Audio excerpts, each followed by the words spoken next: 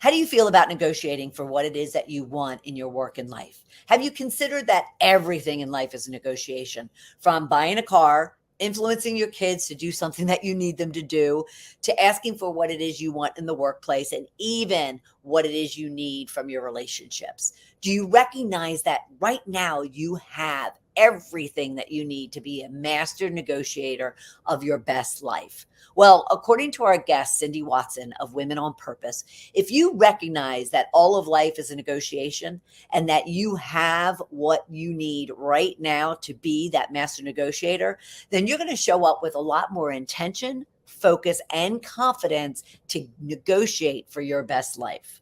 So following our discussion, you're going to walk away with a few simple models you can apply in your everyday to foster better outcomes, better relationships, better buy-in, and so much more, while recognizing the power of leaning into your femininity to get more of what it is you want and you deserve.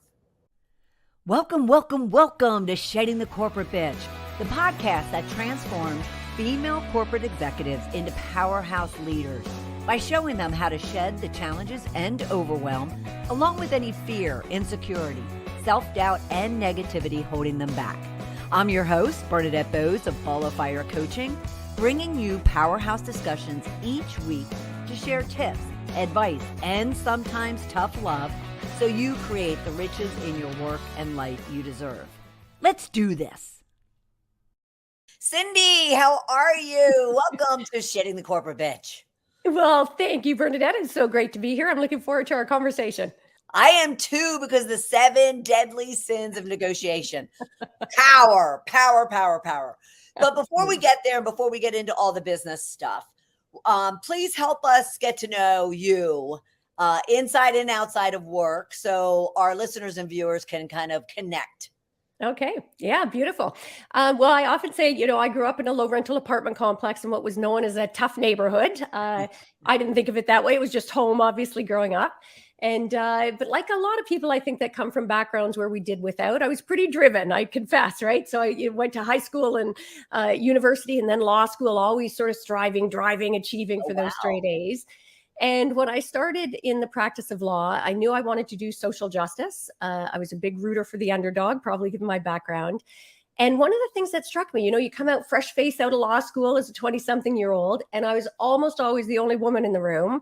And I thought, I better get scrappier. And I think, like a lot of women, whether in the professions or in the corporate world or politics, and I did. And there was a high cost that came with that, which led to a lot of this. But I've got 3 kids, for those who want a little to know about my personal life. We started late and made up for lost time. I had 3 kids in 3 years. So I've got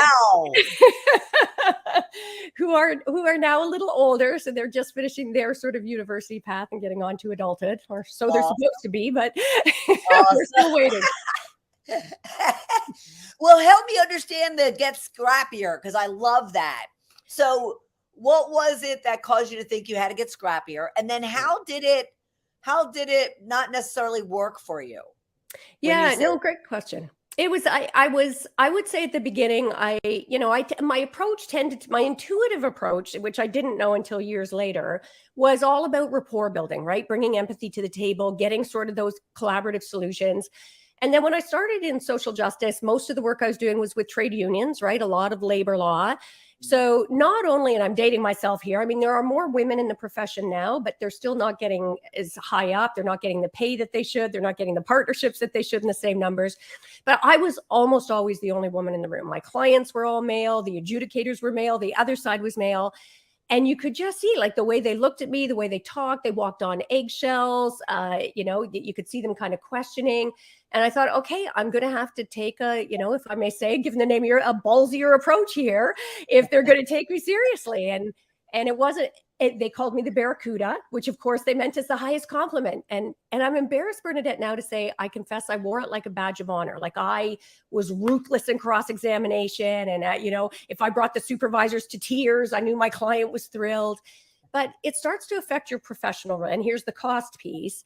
That starts to affect your professional relationships. Then it ripples into your personal relationships.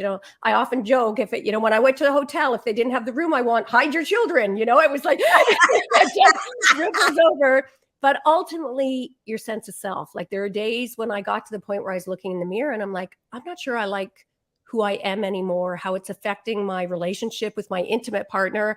And sometimes with my kids, I would get called on it. For one time, my son, I thought we were having a normal conversation and he was getting frustrated and I didn't understand. He's like, for God's sake, Mom, does every conversation with you have to be an argument that you win? And it may sound like a nothing, but certainly for the mothers in the crowd, it took my breath away. It kind of shattered my heart in pieces on the floor. So I bet. And so what did you decide to do? What kind of shift did you decide to make to kind of get out of that scrappiness? Yeah. And it's been a journey, I confess. I had the epiphanies first, but it takes a lot of reframing and undoing years and years of conditioning.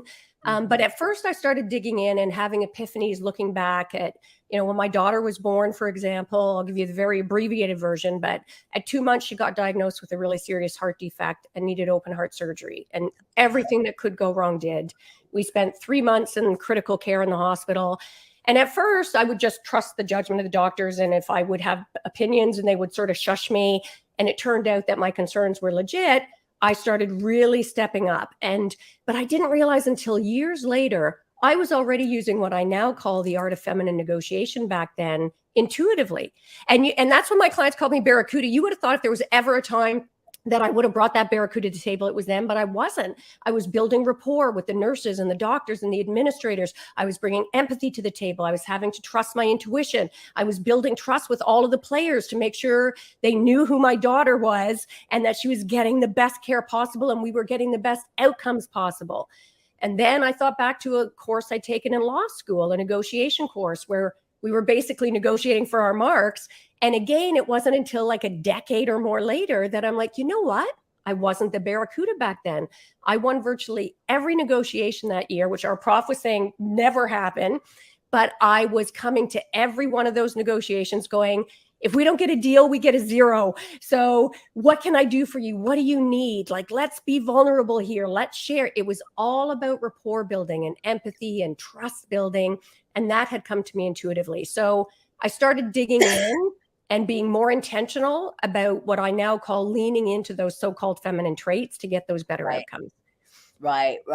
Well, and obviously the name of the show, Shedding the Corporate Bitch, I have a very similar experience. So it's awesome to hear your story centered around that. And so when it comes to negotiation, because that is one of those, what many will perceive as scrappy, so to speak, of a skill. And yet at the same time, bringing the femininity into the process. Obviously, you've proven that is far more successful than kind of bringing the Barracuda to the table. So what do you think it is about negotiation that gets a lot of women in their head? Yeah, no, I love that question. And I just want to say, when you mentioned the, corporate, shedding the corporate bitch, I love the title of your podcast and I love your podcast. I love the work you're doing. So thank you for that. And you see me swishing around. I got a fly that's driving me crazy here. I don't know what's going on. So I think for most women, and it's one of the things that really kickstarted me to get on this path that, to found Women on Purpose. I think women do one of two things. They either shy away from negotiation thinking, oh, it's conflict. I don't really like conflict. And they miss out on that. They miss out on opportunities. Or at the other end of the spectrum, I tend to attract a lot of clients who, like me, thought they had to bring that overcompensating, chest beating kind of energy. So I think those are the two ends of the spectrum that most women tend to fall under, and it does them a disservice because neither of those are going to get you best outcomes or frankly get, my book's called The Art of Feminine Negotiation, How to Get What You Want from the Boardroom to the Bedroom. And I think we lose out in our personal and our professional lives when we see negotiation as based on the myths that we've been taught. Right. Which are, what would you say are the biggest myths that we've been taught? And are these myths kind of centered on women, or are they just myths around negotiation? I'd love to understand that. Great question. Both, I would say, Bernadette. One, I mean, the gender-based myth is that women aren't great negotiators. I think most men assume that. I think women buy into that myth and then again, either shy away or overcompensate as a result. And it's interesting because if you look at the traits that make the most effective negotiators, 5 out of 6 of them are traits people consider feminine. And yet we still buy into the myth that women are somehow not good negotiators. But the more generic myths that I think are really damaging for both men and women is that like first thing when you picture negotiation, most people imagine a boardroom, the power suit, toughness, toughness carries the day. The person talking the loudest and the longest is the person who is winning. And even the concept that negotiation is about winning or losing. I mean, the more I have dug in and really delved into this and are living and breathing and teaching it, I recognize people who approach it with the win-lose mentality just simply do not get best outcomes. They don't build the requisite trust. They don't get those long-term, long-lasting agreements or buy-in or relationships. And it's not about toughness, contrary to popular belief. It's about bringing those traits, considering more what the other party needs, I guess, is the biggest thing, right? Like discovering that at the outset of a negotiation, showing up with curiosity. Those are the things that are going to get you deals that are better than even what you thought you wanted going into the negotiation. Yeah. Yes. So keep in mind what the other person's looking for. Is it about making it a win-win for both parties? Is there a winner or a loser? Or is it, no, let's find a mutual agreement here?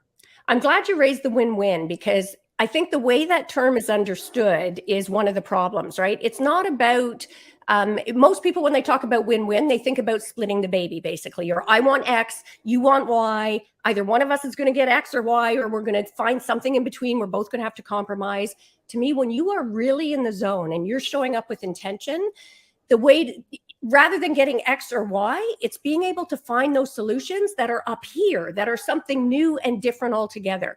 And I've been, especially in law and in the business world, I have seen a lot of really experienced, well-known mediators who say, I know I've done my job well if both parties walk away unhappy.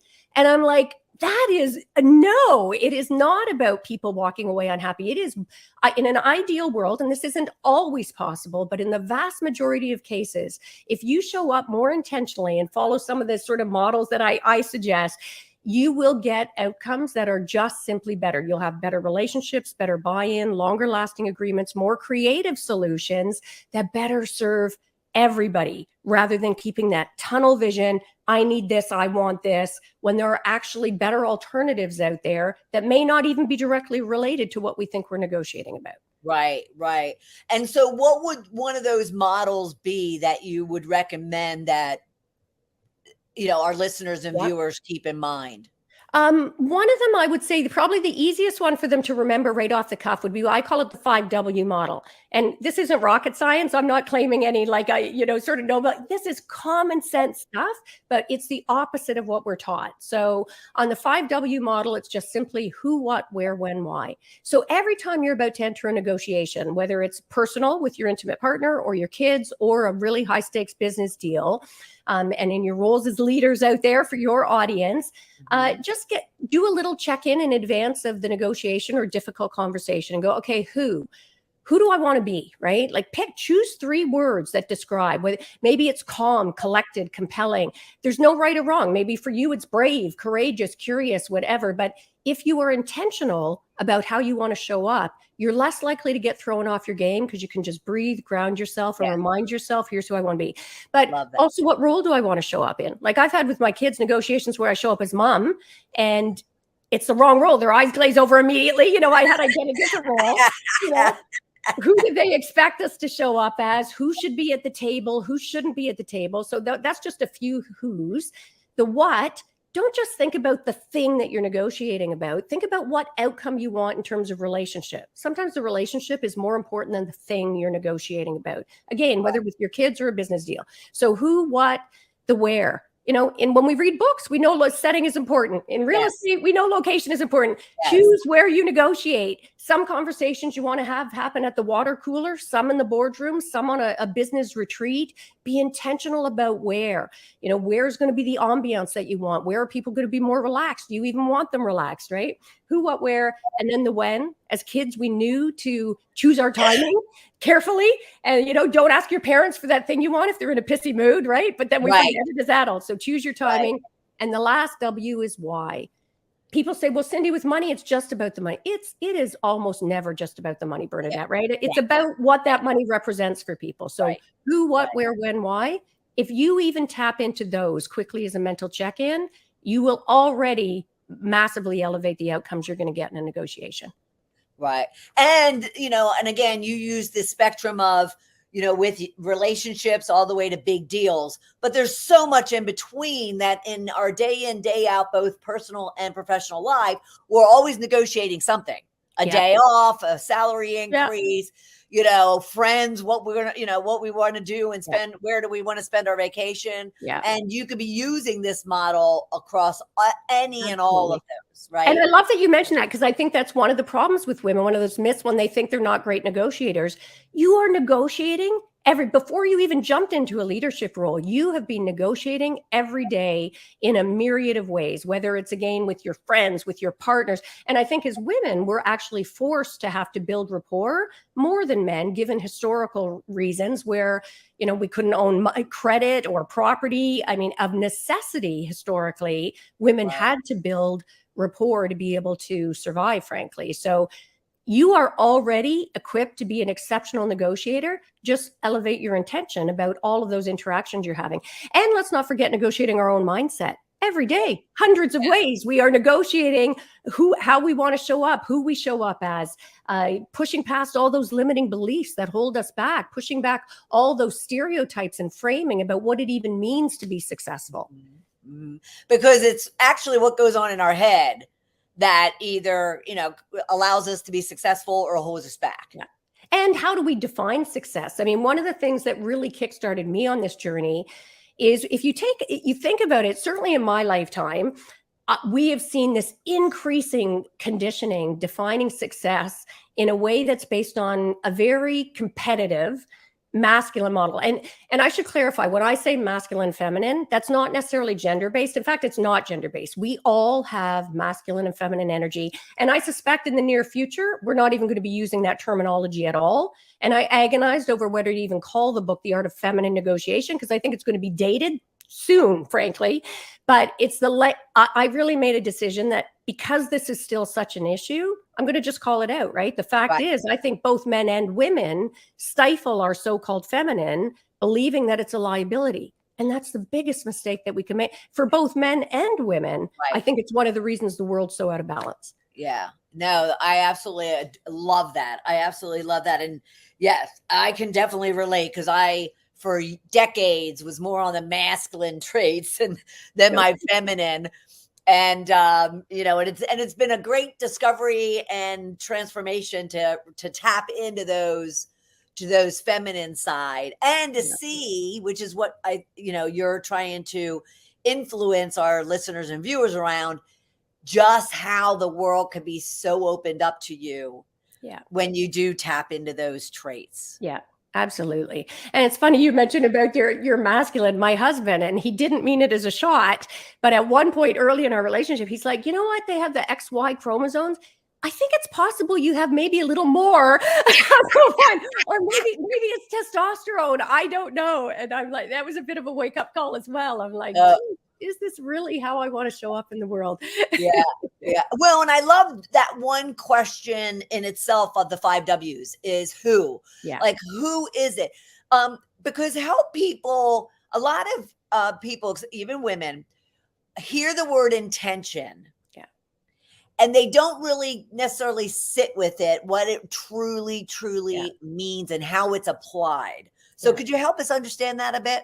Yeah, and I use the word a lot, so I'm glad you called that out, because I agree with you. I think it's a word that's misconstrued, and to me, it's just raise your awareness, right? And at every step, in all of your encounters, in every aspect of your life, but particularly because I believe all of life is a negotiation. If you approach all of those negotiations, every interaction, every day, choosing, when I say with intention, make an intentional choice about who you want to be, how you respond. I mean, that's key. What's that beautiful quote about between every stimulus and reaction, there is a pause. And in that pause, we have the gift of the opportunity for choice. So I invite you, if you're triggered, whether it's again in a business deal or by your kids or an intimate partner, just take that pause before you react and choose what is going to best serve this relationship, what is going to best serve the outcome I want, what is going to best serve my own perception of myself and how I'm going to feel walking away,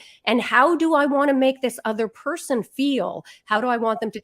Just taking those simple check-ins, elevating your intention will go a long way. And raising your intention as well about unconscious gender bias. We love to point the finger at men and say we've been oppressed and it's biased by men against women. But I don't know about you, Bernadette, but I don't think anything will ever change until we start recognizing the bias of women against other women, and even the bias of women against ourselves. That was probably the most shocking thing to me when I was researching for my book. Some of the studies that show the extent to which unconscious gender bias affects how we show up, affects our performance. I mean, It's remarkable. Well, and also what is screaming at me as you're having, you're sharing all of this, is just the fact that it's our choosing. You use that word, you said that it's our choice. Yep. We're in complete control of how we show up in the world, how we respond to the world, how we engage with the world, how we negotiate. And that's what I picked up from the use of intention, is if we can find and be intentional about making those choices, then we can be in total control of how we allow the world to affect us. Would you agree with that? Oh, I love that. And I think that for me, that was one of the biggest learnings, because I think I was guilty, as we all are, to condition about, this is happening to me, or they made me feel that. Nobody can, I think it was Eleanor Roosevelt who said that, right? Like, nobody can you have to give permission for that. So we get to choose. And I think that's a powerful shift when we take that ownership. And I get that as women in particular, I think there are historical reasons, again, when we probably don't feel like we've always had control over our life or circumstances. Sure. But we do get to choose our reactions to every single stimulus we hit in our life. Yeah. And victimhood can be such an ugly place to live, by just deflecting and blaming everyone else, right? Yeah, absolutely. And just to share on that, just to hit the point home, because one of the studies that, it really deeply resonated with me, because they've done different versions of this study where they'd have young women who are going to write their SAT exams, and half the control group were asked to identify their gender and the other half weren't in advance of writing the test. Like, I'm talking simply check off whether they're male or female. And in study after study, whether it was the SAT test or the AP test, different versions of it, the women who were asked to identify their gender actually performed more poorly. Like, bringing our femaleness to our attention actually has us underperform and show up as smaller versions of ourselves. So I think we need to recognize that, get intentional about pushing past those unconscious gender biases that hold us back. Right. And the whole idea of how women treat other women, I think, is so critical. And, and it can play into and support them when it comes to negotiation. So bringing it back to negotiation, right? If we can understand how we can, ensure to support other women.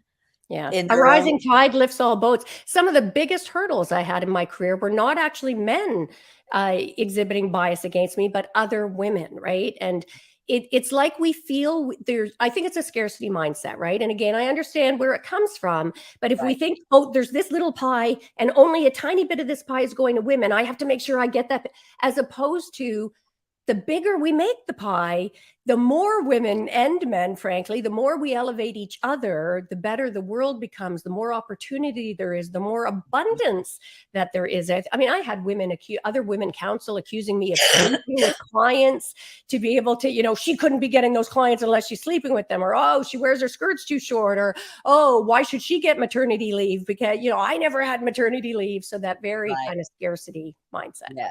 Yeah. Yeah. Gosh, we could just talk about this forever. All right. But the whole subject matter as well, one around negotiation, but you have the 7 deadly sins when it comes to negotiation. And Yeah. so let's walk through them. Okay. And you tell me if you want to jump in at any point. I'll just start going through them. And if you want to go a little deeper or have a question, just jump right in there. So the first one is ego. And again, I think that competitive mindset we've been conditioned to, we show up, and in North America especially, we're terrible at this. We show up from a total place of ego. It's what do I want? What do I need, right? It's about how I look. And ego shows up differently. A lot of people, and I find women in particular, don't think they have ego when they show up needing to be liked. Needing to be liked is a form of ego. So take a look at if you're talking too much, trying to control the conversation, focusing on your needs, wanting to be liked. These are all indications that ego is in the house. It is the kiss of death in a negotiation. I alluded earlier, if you show up from a place of absolute curiosity, trying to find out, at least understand, and if possible, meet the needs of the other party, their stated needs and the unstated needs, that's going to get you way further ahead than the ego. Awesome. The next one is attachment. We tend to get really attached to our outcomes, right? Like, I want this. And I've seen so many deals go sideways because somebody got either too attached to what they thought they wanted and they walked away when there was actually a better deal on the table for them. Or alternatively, and I confess I've been guilty of this, have you ever been in one of those where you get so attached to the idea that you keep negotiating way past the point where it makes sense for you anymore? Yes. I think we often stay in relationships for that reason, right? We get so attached. And you almost talk yourself out of the deal that you wanted because you just kept talking. Oh God, the house we live in now. I mean, and I should know better as a negotiator. I teach negotiation, right? But I wanted this place and I knew we were getting jerked around, but I was so attached to the outcome that I negotiated beyond. I mean, it's worked out for us, thank goodness, but it was definitely not my best negotiating day. Right. The next one is reactivity. And we talked a little bit about that. We tend to be very reactive, right? I mean, we are like, if somebody's a bully, we feel the need to sort of either push back or back away. And again, if you make that choice about who you want to be, then you can actually lean into the messiness, I call it, instead of standing back. If somebody's getting really angry, then you're going to be able to use that to your benefit by going, okay, let's take a step back here. What's just happened there? I've obviously said something to offend you. Let's talk about that. Tell me what it is. What do you need? What have I? I have seen people who are impossible bullies to deal with that come with that reputation. And when you're able to manage that reactivity, you can get really, really smooth outcomes. And definitely, we were talking about intention. Choose who you want to be so you're not reactive. Because if you're the one who's being reactive, you've lost control over the negotiation. Love that. Love it. Next one, jumping straight to business. Again, in North America, gosh, we're terrible for this, right? We jump right in. We don't even bother with pleasantries anymore. There's no rapport building. And especially with our tech world today, so much of our communications are done electronically.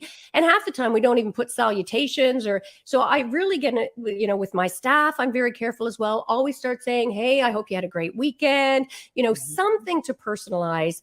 And definitely be intentional about building that rapport. Try and find rather than just the weather or the weekend, though, to be honest, the best way is find some meaningful connection with the other person, whether it's a shared interest or a hobby or something from your backgrounds where there's overlap.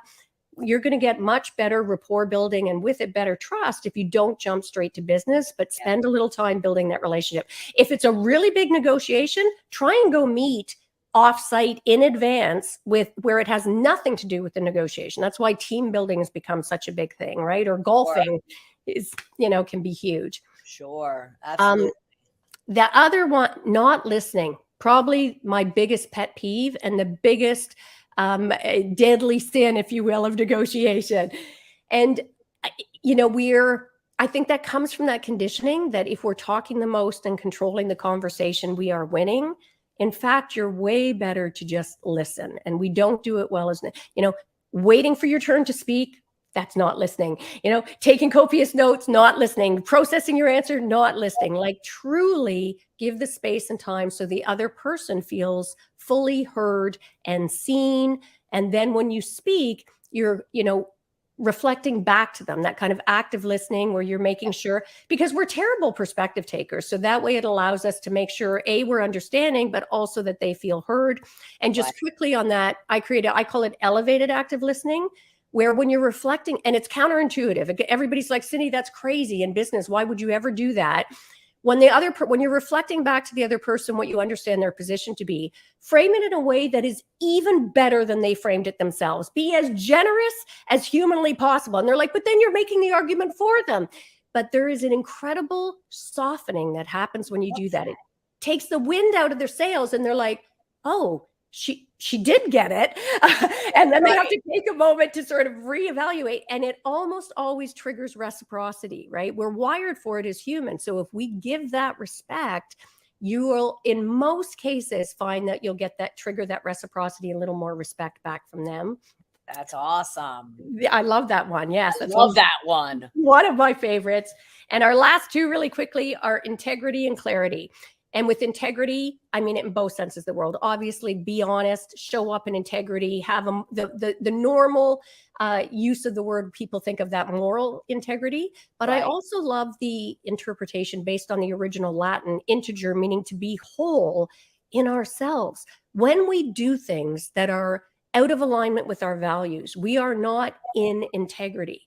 So really, one of the biggest deadly sins, again, is taking positions or doing things that are inconsistent with your own value system and stepping out of integrity. And that will serve you well to remember. And with clarity, just be really clear about what you want and be flexible. Know what your bottom line is, that you don't want to get moved off unless circumstances change. Know in advance what concessions you think make sense that you're going to be able to strategically put on the table rather than getting backed in the corner and making concessions that don't serve you. But also, as I alluded to earlier, think about the relationship outcomes and the process outcomes in addition. If you've got clarity around that stuff, you're going to go much further. So those are the 7 deadly sins: ego, attachment, reactivity, jumping straight to business, not listening, integrity and clarity. Oh, okay. All right. I've just been talking so much. I just thought I better just give it a pause. No worries. I absolutely love that. I also love the statement you made about leaning into the messiness. Yeah. And so that messiness is just the fact that, hey, it's okay if you don't have it perfect, or, like how do you visualize messiness? Messiness on both frames. I think if you've acted out of alignment, or that you got in a reactive place, rather than just trying to skip over it, it's messy. And we're like, we want to pretend it didn't happen, right? So just lean into it and go, do you know what? Let me just take a second. I realize that reaction, that's not who I want to show up as in this discussion, right? That doesn't serve us. So let's rewind and do it. So lean into that, but especially lean into the messiness from the other party. So we tend to back away when we get exploded, when we're in the face of bullies, people who show up with anger, people who show up crying. We're like, oh, there is gold there, Burnett. When you lean in then and say, what's happening here? Can you tell me a bit about what's triggering this reaction, right? Yes. That is, in my experience, where you really can move the dial in getting those best outcomes. And also the other key to that is, don't wait. Do it quickly. Think of it like a red wine stain on a white carpet, right? I mean, if you leave that too long, that baby's not coming out. Yes. Whereas if you get to that stain right away and take some appropriate steps, you're going to be able to get rid of the stain. So do that in your negotiations or difficult conversations. Well, and I think that's really valid too, because I was that person who I thrived on creating chaos. I thrived on people being scared of me. Yeah. And, now, 10, 12 years later, I tell people, if you want to shift that person, if you want to, confront that easily, just simply kind of almost feel sorry for them and be like, what's happening? What's going on? What's coming up for you right now? Yeah. And, I mean, I'm using those lessons now. Yeah. At the same time, to your point about the messiness, if, people confronting that messiness right then and there, especially in a negotiation, does have huge advantages for them in being able to get through it and push through it and to have a good outcome for everyone involved. Yeah. think of yourself like a doctor, right? I mean, it's funny because, if doctors always jumped away from the messiness, we'd never get a diagnosis for anything. It's all the crap, all of those nasty, horrible symptoms that they need to dig into to be able to diagnose the problem. And it's kind of the same in negotiations.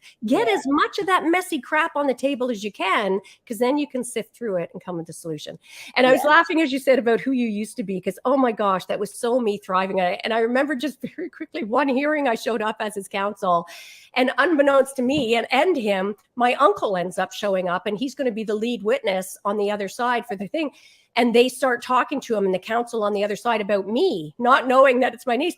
And he came out like wide-eyed, like, who is this woman they're describing? Because I'm sure, no doubt, they said, watch out, she's a bitch. She's a total barracuda. She will annihilate you. So it was, it's nice to be away from that approach to life. Oh, isn't it? Oh my gosh, it is the most liberating thing in the world. And it will help with someone's negotiation if they would just apply the feminine aspect. And I love you also say that, they have all of these skills and traits and qualities already within them. Yeah. And all you have to do is start to kind of tapping into them and leveraging them. Yeah. So help us understand, you have a free giveaway. Yes. So help us understand what that is and what they'll gain from it. You bet. And the original impetus for this giveaway was tied to my book, right? So with the book, I created an Art of Feminine Negotiation workbook with a bunch of additional resources. So as you're reading through the book, I wanted it to be an engaging experience. So what I want to offer for your listeners is that resource, which it's got videos included in it. It's got the workbook itself. And even if you don't get the book or ever read the book, frankly, it will still be a valuable exercise for you in terms of insights. What are some of the problems, the kind of conditioning that's been holding you back that you weren't aware of? So just go to artoffemininenegotiationbook.com. So www.artoffemininenegotiationbook.com. Just get yourself linked in there, and you'll get access to the full resource kit as well, which will be a great kickstart for you if you're looking to change to get more of what you want in a way that maybe serves you better. And stop thinking of it as a liability and lean into your feminine as your secret weapon. I love it. All of that. And the fact that it's work, life, everything is a negotiation, as you will say. So thank you, Cindy, so much. I appreciate it. This has been fabulous. Thank you. And keep doing the great work you're doing. I love it. Oh, thank you so much. Thank you. Thank you. What a powerhouse conversation with Cindy Watson of Women on Purpose, all around the 7 deadly sins of negotiating. But before we even got to them, we talked about the 5 W's of negotiating, or preparing and then living in that negotiation in order to ensure, the best outcome. And so she went through the who, what, where, when, and why of the negotiation. And it's something that you could be using whether it's a work situation or a life situation, to really ensure your success and to help you lean in to your feminine side when it comes to negotiating. And then she discussed reframing success, reframing our mindset around what is success. And by doing so, how that opens up intention, opens up confidence and focus that you put on that conversation, that what you might even perceive as conflict or a difficult conversation can be one that's really approached with that confidence and intention and focus to be far more successful than you were previously. But she also had to get into the unconscious biases, not only of the gender, male, female, who's better at negotiating, but even women with women. And therefore, what can we be doing differently as women to support each other and to help everyone rise up as a result? Then she got into some myths around negotiating and what, especially as women, we've been told as we've come up not only in our lives, but in the workplace around negotiating. And she's busting those myths and, setting us up with some great tools that we could be using, the 7 deadly sins that we could be using and paying attention to in order to be far more successful in our negotiations. And then she talked about leaning into the messiness of negotiation, but all around the 7 deadly sins of ego, attachment, reactivity, jumping into business, not listening, clarity, integrity, and talked about how you can kind of flip them all on their head in order for you to be far more successful in your negotiation. So take a listen again, take notes, share it with your friends and colleagues, and feel free to always reach out to me. You can go right to @Bernadette Bose on LinkedIn, and I'd love to hear your comments, love to hear your questions for Cindy or even myself all around the area of negotiation. All right. And then thank you so much for being here this week. And I'll look forward to having you right back here for another episode of Shedding the Corporate Bitch. Bye.